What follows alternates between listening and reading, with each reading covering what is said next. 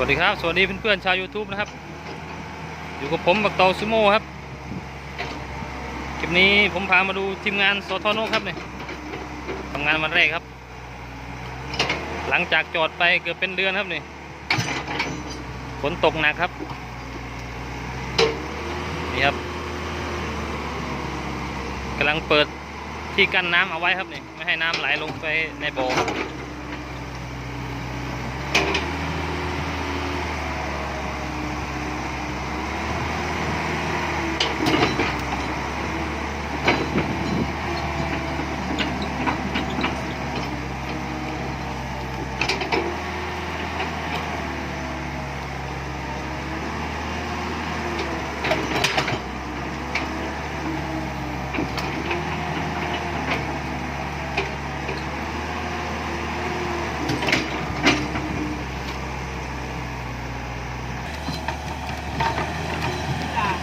เดี๋ยวกำลังเกาทางก่อนครับ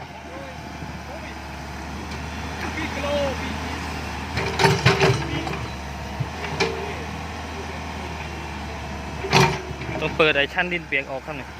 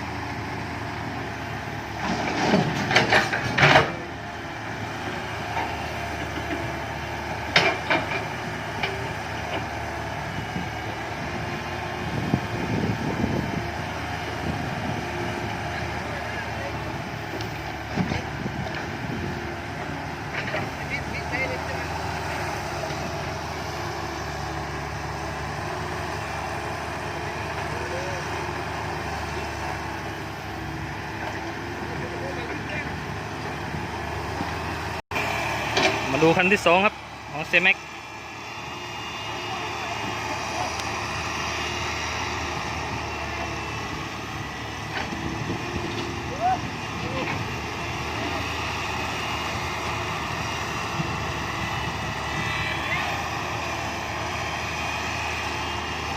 ดูข้างล่างบ่อก็น้ำท่วมหมดแล้วครับ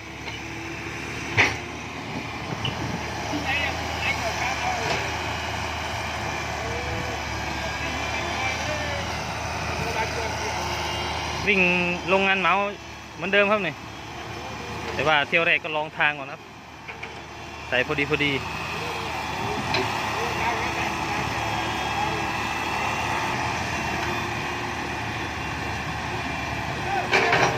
เลย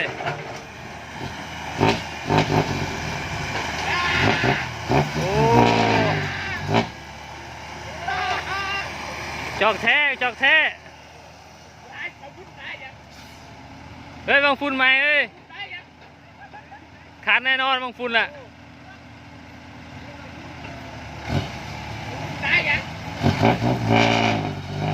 โอ้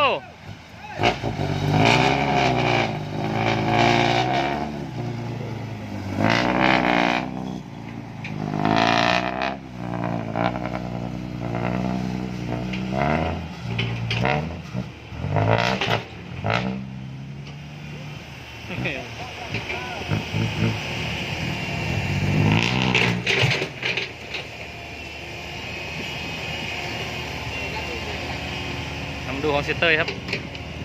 วันนี้เจะของขับเองครับ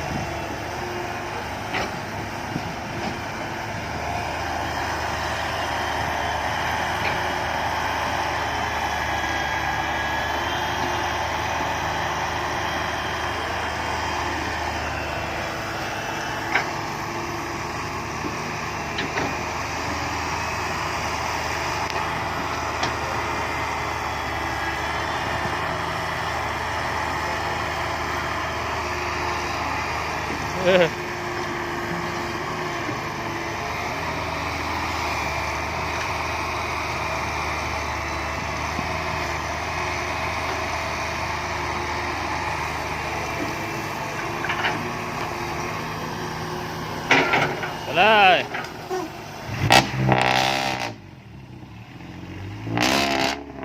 โอ้นั่นครับ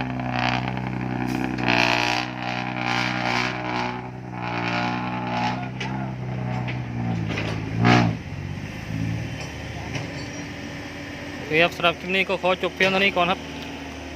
เจอกันใหม่คลิปหน้าครับสวัสดีครับ